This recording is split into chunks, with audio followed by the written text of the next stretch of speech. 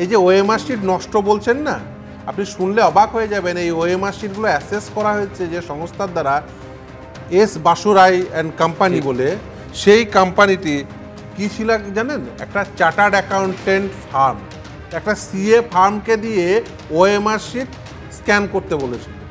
এবং সেই কোম্পানিটি কী করেছিল যে শুনলে অবাক হয়ে যাবেন।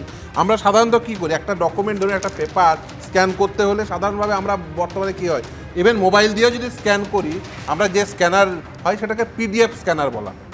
আর এই কোম্পানিটি এবং এতটাই এক্সক্লুসিভ কোম্পানি যে চার্টার্ড অ্যাকাউন্টেন্ট ফার্মকে কেন দায়িত্ব দিয়েছিল, এটা এর পরের সেন্টেন্সটা বলেই বুঝতে পারবেন।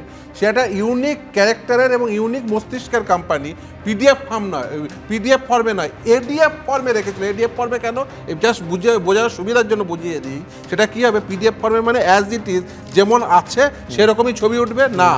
ওরা এডিএফ ফর্মে রেখেছিল মানে হচ্ছে ওর আবার ওর এডিটেবল কপি হবে, অর্থাৎ যখন ইচ্ছা যে যখন টাকা দেবে, মানে মাল করে দিলে, টাকা পয়সা দিলে চেঞ্জ করে তাকে পাস করিয়ে দেওয়া যাবে।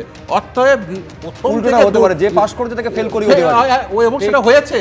এবং সেটা হয়েছে, এর কাছেও পাল্টে প্রডিউস করতে পারে। এবং সেটা কিভাবে হয়েছে আপনাকে উদাহরণ দিয়ে আরো পরিষ্কার হয়ে যাবে।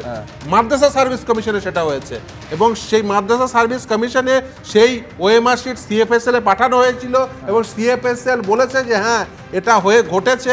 অন্য একটি কালি ব্যবহার করে একজন ক্যান্ডিডেটকে ফেল করিয়ে দেওয়ার জন্য তাকে ওই অন্য কালি দিয়ে তাকে ফিল আপ করা হয়েছিল। ফলে আপনি বুঝতে পারছেন যে আসলে এই যে দুর্নীতিটি হয়েছে না, একদম প্রথম স্তর থেকে দুর্নীতি হয়েছে।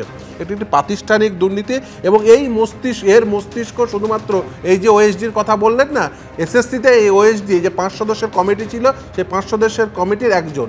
এই দুর্নীতিটি শুধুমাত্র পার্থ চট্টোপাধ্যায় তার মাস্টার মাইন্ড ছিলেন না, পার্থ চট্টোপাধ্যায় নিশ্চিতভাবে ছিলেন, এবং পার্থ চট্টোপাধ্যায়ের সঙ্গে আরও অনেক ব্যক্তি ছিলেন।